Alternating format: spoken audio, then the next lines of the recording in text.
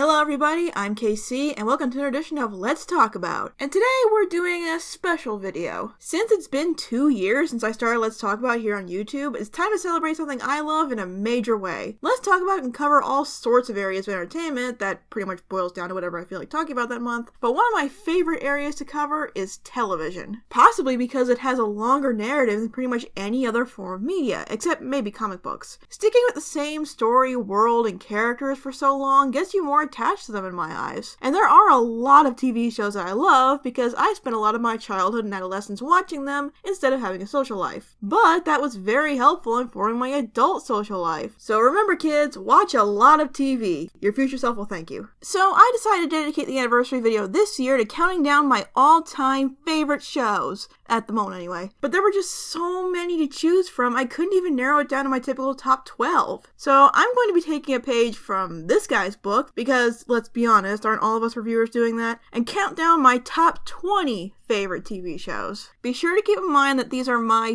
favorite shows, not the best shows ever. I have never claimed to have the best taste, and while I think a lot of these are objectively great shows, my list is probably going to look a lot different from yours. So with that said, let's start this very long countdown with moving pictures, millions of pixels number 20. Screens. The Twilight Zone. Believe it or not, this was the toughest slot to fill for me. But after a lot of consideration, I decided to kick off this list with this classic show that really built the foundation of sci-fi today. A lot of people say that Star Trek brought science fiction to the front of pop culture and shaped a lot of what the genre is today. And that certainly is true, but to me, Star Trek is the godfather of modern sci-fi and made it as big as it has. The grandfather was the Twilight Zone, mostly for the ideas it presents. One of the biggest praises of science fiction is how it can hold a mirror to humanity, that can look at deep, complex issues of the human condition and our philosophy and ways of approaching things, and still make it very creative and maybe even fun. It really makes you think. And at least as far as television goes, that all started with the Twilight Zone. There's a reason why the Sci-Fi Channel still runs an all-day marathon of it every New Year's. It's an absolutely brilliant anthology series. Every episode presents a very interesting conflict, and how it's presented and told is just mesmerizing. Even when it wasn't really presenting a deep or insightful what-if scenario. Even when it was just trying to scare the crap out of you. And I don't mean in the modern jump scare way. Alfred Hitchcock once said, "The most frightening thing is an unopened door," and the Twilight Zone takes that to heart with every twist and turn that could come with an episode, constantly toying with the unknown in incredibly creative ways. We live in a time where twists have kind of been abused for the sake of shock value, but in the Twilight Zone, it fits perfectly. And the fact that almost every episode has a twist somewhere is almost a trope of the series, but it never feels exhausted or old. All of these iconic episodes, and even most of the lesser known ones, still hold up remarkably today. Even if you've seen an episode a dozen times, you can still go back and appreciate Rod Serling's absolutely brilliant presentation and writing, and spectacular performances from actors that were stars at the time, or became much bigger names later on. Try playing a game sometime with finding recognized actors in Twilight Zone episodes. You'll be surprised at how many there are. It shows how much of a success this was when it came out, because after this, everyone wanted to be the Twilight Zone. Seriously, there were so many copycats that, regardless of quality, it's kind of embarrassing in hindsight. But why do you need me to tell you that? The Twilight Zone is a classic in every sense of the word. What could I say about it that hasn't been said 100 times over? It really shapes so much of what most people, including myself, love about science fiction. And for that, the least I can do is give it a spot on this list. Moving pictures, millions of pixels. Number 19. Screens. Gotta go fast. Gotta go fast.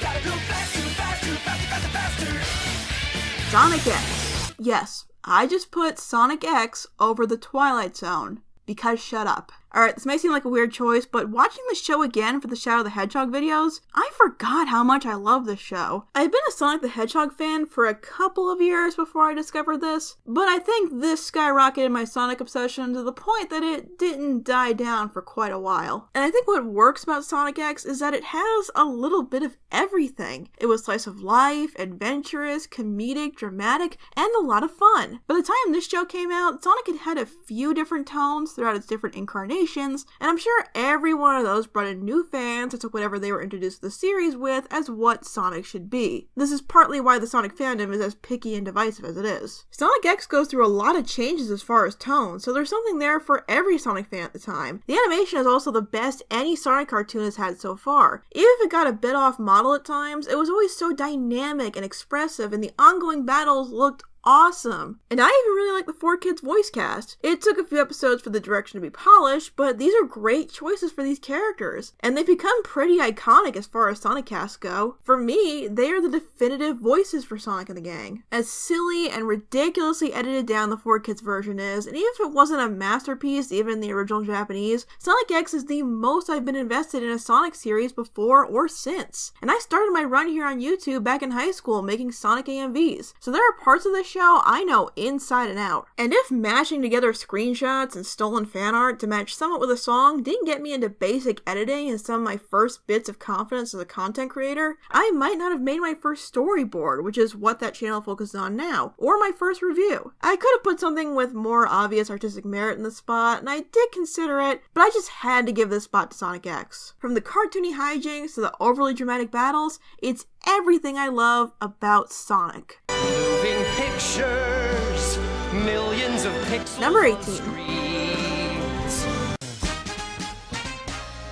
She was working in a bridal shop in Flushing, Queens, till her boyfriend kicked her out in one of those crushing scenes. The Nanny. Now, this is a show that doesn't get enough love. Just imagine all of the quirky shenanigans of I Love Lucy, with the sass and tongue-in-cheek of the 90s, with a good chunk of heart thrown in, and you have got one of the most watchable sitcoms ever. What I really love about this show is how self-aware and insane it can get, but it doesn't get to the point where you lose investment in the characters. One of the biggest praises I can give this show is how they handled the relationship between Fran and her widowed employer, Mr. Sheffield. Almost every sitcom out there, especially in the 90s, had a will they, won't they subplot, and most of the time, they were so tedious. I'm looking at you, Ross and Rachel. But this show actually openly mocks how obvious it is that Fran and Maxwell should be together, constantly poking fun at the things that prevent them from becoming an item. But at the same time, you really want to see them get together through every obstacle. It keeps you invested instead of pulling you by a string until the possible kiss in the series finale. Funnily enough, I got into the show through reruns around the time they were showing season 5, and by that point, Fran and Maxwell were together. But when I went back and watched the whole thing, I was just as interested in what was going to happen if I hadn't already known. And this plot displays a lot of what's so damn entertaining about this show. It revels in classic sitcom tropes while at the same time parodying it ruthlessly. This show really goes off the wall at times, and it's hilarious. The writing is quick and clever, the production value is actually pretty impressive for a show that was never a ratings giant, and you would not believe the guest stars they got on this show, which could be another callback to I Love Lucy, but that just might be me reading too much into it. The cast is one of the most underrated group of comedic actors ever, particularly Daniel Davis as Niles the Butler. How has he barely been in anything since? He's brilliant and delivers some of the funniest moments in the show. If I were to make a list of funniest TV characters, Niles would make that list. No question. I honestly think The Nanny was better than it had any right to be. It knows exactly what it is and how to make it the best it can be. This is a show I always enjoy rewatching, and the complete series box set looks absolutely ridiculous in my DVD collection. I love it.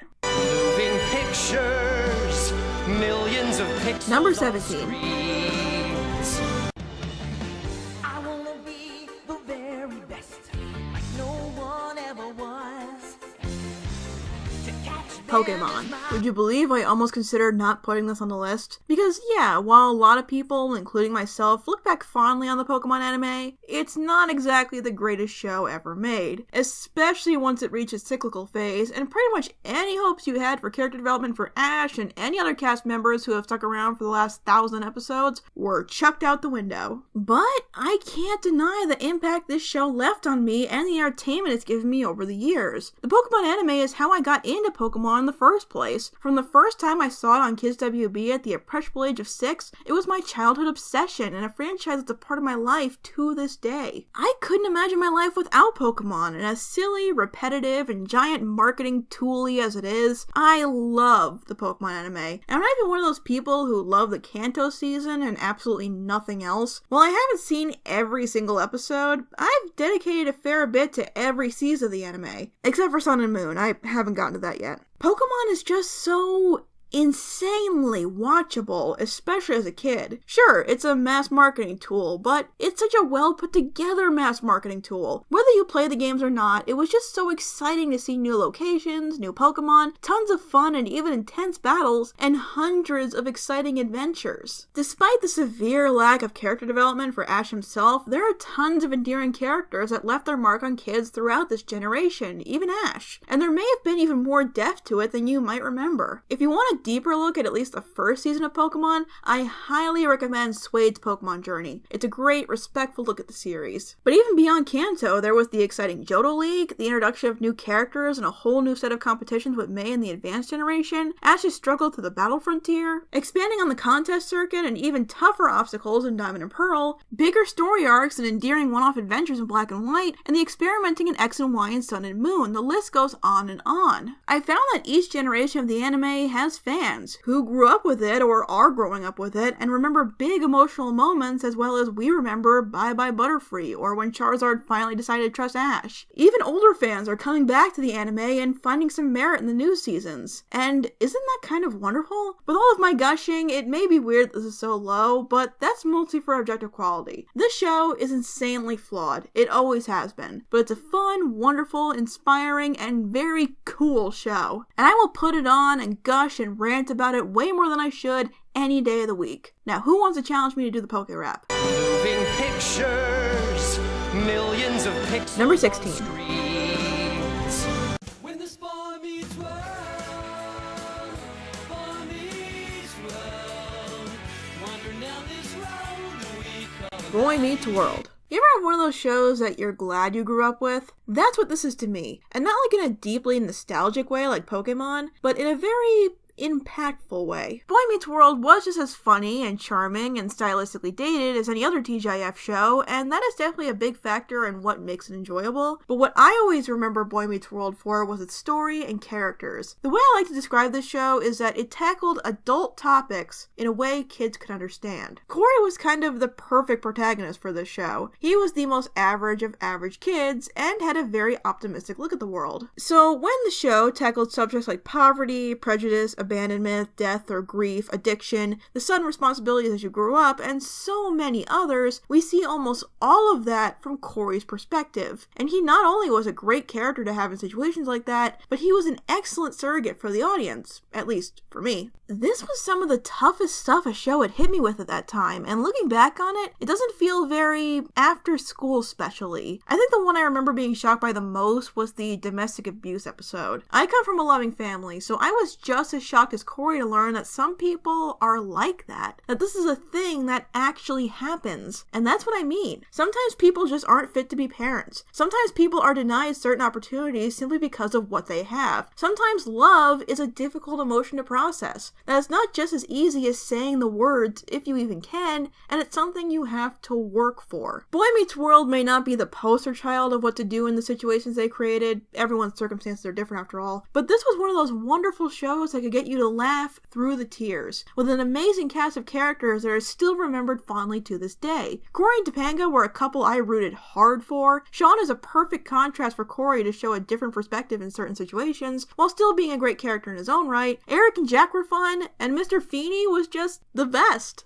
That's it. He's just the best. I am so glad they reran this on the Disney Channel when I was growing up. I never got the feeling that it talked down to its audience, or tried to make the kind of things you might feel at the age the characters were at feel trivial or silly. I could go on for a while about how many moments in this show made me cry. It never felt manipulative, it always felt genuine to me, and I am very grateful to the cast and crew for pulling that off. And just in case people ask, the sequel series Girl Meets World is a great follow-up. I can't really say if it's as good as Boy Meets Meets World because I fell behind in the middle of the second season and haven't finished it yet. But what I did see, I was very impressed by. There were times where it got me to tear up like the original did. It really is a shame that Disney cut the show short because I thought it was great for kids nowadays to have a show like Girl Meets World. If it does for any kid what Boy Meets World did for me, it was definitely worth the investment. Moving pictures, millions of pixels. Number on 15. screens.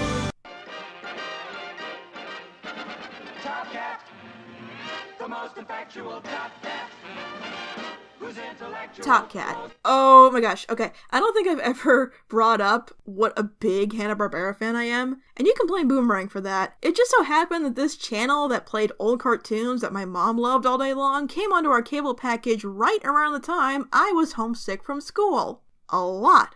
Like half the year. So what else is a 10-year-old to do but watch old cartoons all day? Now, I love a lot of the Hanna-Barbera characters, but the one I gravitated to the most was Top Cat. One of the more obscure of the Hanna-Barbera lineup since it didn't run for long, but he definitely has an audience. Like the Flintstones and the Jetsons, Top Cat was a prime-time cartoon which ran for 22 minutes. That's common nowadays, but back in the 60s, it was a rarity. That might be what makes the show stand out a bit more, to me anyway. Because they are given more time than the average Hanna-Barbera fare, the stories felt more fleshed out and involved, and the jokes had more time to be set up and have a more satisfying payoff. This is probably the smartest written cartoon in the Hanna-Barbera roster. While anthropomorphic animals conning their way through a day and to a good meal was by no means innovative, the way they went with Top Cat made it feel bigger, had a more clever edge to it, and TC's swagger and assurance that every one of his schemes was always the most entertaining part. Working well with their limited animation budget, endearing character designs, a stellar voice cast working wonders with what they were given, the list goes on. It really is a shame that this show only lasted 30 episodes, but let's just say that great shows losing to unfair competing time slots is not a new thing. But this show is just dripping with the charm that clever shows like this had in the 60s. There were a few shows like this at the time. Heck, one of them, Top Cat, completely ripped off on more than one occasion, but this clever cat has always been a favorite of mine. Moving pictures,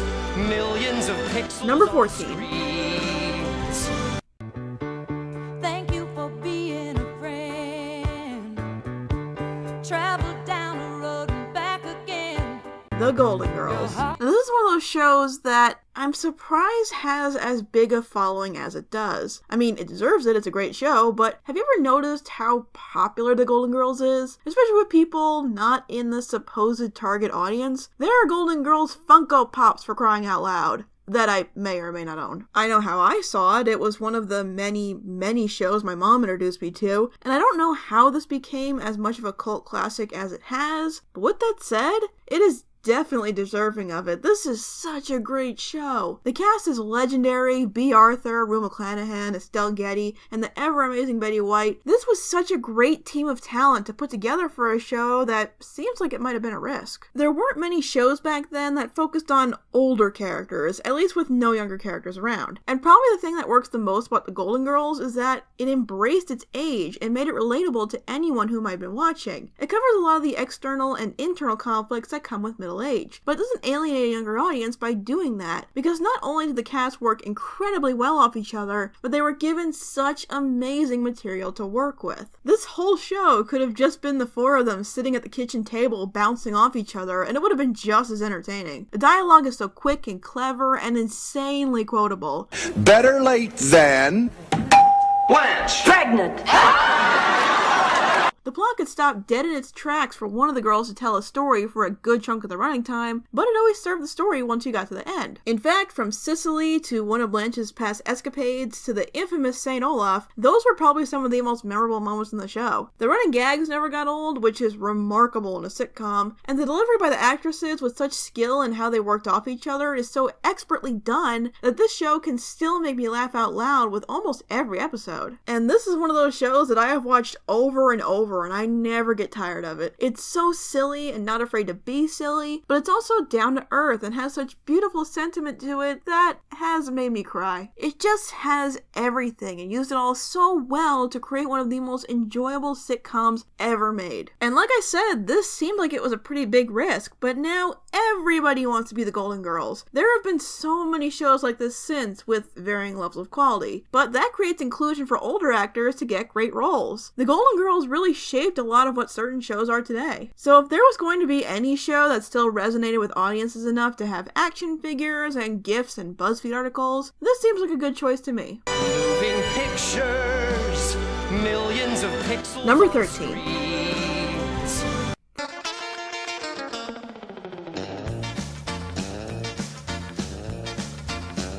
Third Rock from the Sun. I talked about this one briefly in my top 12 underrated Christmas specials list, but I just cannot get enough of this show. I wouldn't say it has much of those deep, impactful moments that shows like The Golden Girls or Boy Meets World had, but I just love this show so much I had to put it above those. Again, that's why these are called favorites lists. By the time the 90s came along, the plot of aliens coming to Earth to study humanity was a very tired concept, but while Third Rock from the Sun didn't revive the idea, it did resuscitate it throughout its run. It goes all out with its premise, and it never lets you forget that these four are aliens. And I don't mean that they mention it all the time, although they do call each other by their ranks, or in the My Favorite Martian way where they get antennas all of a sudden. The way these characters interact with the world really does make it seem like they are feeling and seeing these things for the first time, and that's harder than you might think. They exhausted every possibility that came with whatever concept they were working with that week, especially when it comes to basic human concepts that are complex at the same time, like holidays or family relationships or love. Not just how great these things can be, but how dysfunctional and complicated they can be. This is the kind of stuff aliens would find if they came to Earth. Not the typical Addams Family dynamic you get with shows like this. It's not afraid to make everyone look ridiculous. Like The Golden Girls, this is one of those shows that I can watch over and over again and still laugh out loud. You could tell that they don't want to waste a second of their screen time, and if that's not being spent doing something insane or just fun, it's getting invested in the characters. The relationship between Dick, the High Commander, and his group, who have to masquerade as a family, is easily the highlight of the show. And unlike The Nanny, where it had amazing comedic talent but have barely been heard from since, everyone in this group is doing great, or at least still getting work. Except for French Stewart. Seriously, where has he been? He was the funniest one on the show, and he's barely been in anything since. Did Inspector Gadget 2 damage his career that badly? But they did get a great group together here, and it was great exposure for them, especially for little Joseph Gordon-Levitt here. I actually showed the show to my sister, and when she saw him in his long-haired preteen years, she showed that to her friends who saw him in all the big rom-coms that year. It was pretty funny. It's weird to say, but I think this may be my favorite traditional sitcom ever. It just appeals to me the most. Its talent, its humor, its message, it's just great. And it's kind of a shame more people don't talk about it, because I think it's one of those shows that a lot of people have at least seen once or twice, but don't really think twice about. You know that one clip of George Takei that's used by like everyone? Oh my. That's from this show. He was in an episode, and so was Shatner. A few episodes, actually. Seriously, just go watch it. If anything, you'll have a lot of fun looking at this blue ball in space through a new lens. Moving pictures, millions of pixels. Number on 12. screens.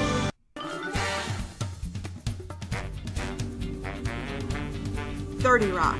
This show left too soon. This was one of the, as I like to call it, big three for NBC in the mid-2000s, along with The Office and Parks and Rec. And while I love those shows too, heck, I even own a Dundee and a little Sebastian plushie, look at how cute he is. In the end, I had to give the spot to 30 Rock. So why do I love 30 Rock the most out of all of these? Well, there's a lot of the things we've already talked about. A phenomenal cast, quick, clever humor, very little seasonal rot, and a sweet sentiment behind some of the cynicism. But I think what makes 30 Rock stand out in the big three is that no one was immune to the joke. Regardless of what anyone will tell you, every piece of entertainment has a viewpoint. Even if it's a very simple viewpoint, it's presenting a belief to an audience. That's one of the main building blocks in storytelling. And the viewpoint in 30 Rock is that everybody sucks. and that is glorious. Our two main leads, Liz Lemon and Jack Donaghy, are about as opposite as you can get. One is a middle-class feminist who tries to be liberal, the other is a corporate Republican who tries to keep everyone happy while making sure he doesn't lose anything. It would be so easy to have one of these mindsets win in a story. The fact that Tina Fey played the lead and was the creator will suggest this even more, but that's not what happens. Despite their differences, these two turned out to be great friends, because they both mean well, they're both pretty smart, and they have good hearts. So an episode typically starts with high expectations or thinking overcoming an obstacle is going to be easy, only to be slapped in the face. That scenario is common in comedies for sure, but what works so well about 30 Rock is its teeth. It's not afraid to portray an idea to its extreme comedic limit. No one is above the mockery, even our heroes, and this is what I mean by this show left too soon. Could you imagine this show being on right now, in this bizarre, highly controversial time we're in right now? It would have been amazing. 30 Rock took jabs at entertainment, politics, class, and privilege, but never in a deeply mean-spirited way. It wasn't trying to say one viewpoint was better than the other. It was just having fun with the absurdities of the world and trying to get by with having as few people hate you as possible. And did I mention it's hilarious? I mean, there are so many quotes from this show that I will never ever get tired of. The cast of characters were vastly different from each other but worked expertly well together. And you also gotta love this show for cementing Jack McBrayer's career. Imagine Wander Over Yonder without Jack McBrayer. I don't even want to think about it. Like the rest of the big three, 30 Rock was a really well-made show that just kind of got the shaft towards the end. It may have never been a ratings giant, but it had one thing that the other shows did not. Lorne Michaels as executive producer. You would not believe the guest stars they got because of that. And they got away with so many jabs at NBC, it still shocks me. Anyway, great show. And speaking of NBC show merch, I also own this hoodie. You would not believe how much this thing cost. Okay, next. Moving pictures,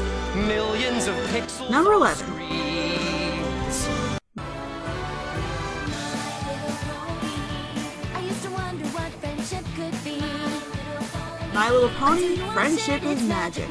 Now, of course, y'all know I love this show. I have reviewed this show a lot on this channel, so it had to be on this list somewhere for no other reason than it hooked me as much as it did. But I know a lot of people are sick of the ponies or just don't like this show, so if you don't want to hear another 20-something ramble about how good the Pastel Pony show is, then just skip to this time code here. Since I have already talked about this show a lot, I'll try to make this quick. I finally watched this show as more of a surrender than anything. Back in late 2012, these little ponies were everywhere on the internet. You could not turn a corner and not be ambushed by a rainbow-colored horse with some meme printed underneath it. And a lot of these sightings came from people whose taste in entertainment I shared and even respected. So even though I had never cared about My Little Pony before, I decided to give in and watch an episode or two. And now this is where I am 5 years later. There's just something so entrancing in how entertaining MLP is. It might possibly be because there was such a stigma against the franchise in the first place that when they chucked out something this entertaining, it elevated it even more. But over the years, I've been able to separate G4 from what came before, and it's a very good show in its own right. The stories range from funny and entertaining to freaking epic in their adventures. The characters are diverse in their personalities so that everyone managed to find a character they relate to on some level, and they all work incredibly well together. The voice acting is amazing, the animation is pleasing and expressive, the world of Equestria is fascinating, and best of all, it's a cartoon that will soon be concluding its 7th season, and it's still going strong. The mainstream media has more or less moved on from the brony discussion, although that might change with the upcoming movie, but that's not because MLP has gotten worse or lost its relevancy. MLP has its story progress, its characters evolve, it makes introducing new characters or bringing back fan favorites seem natural and not desperate ploys for viewers. The status quo is God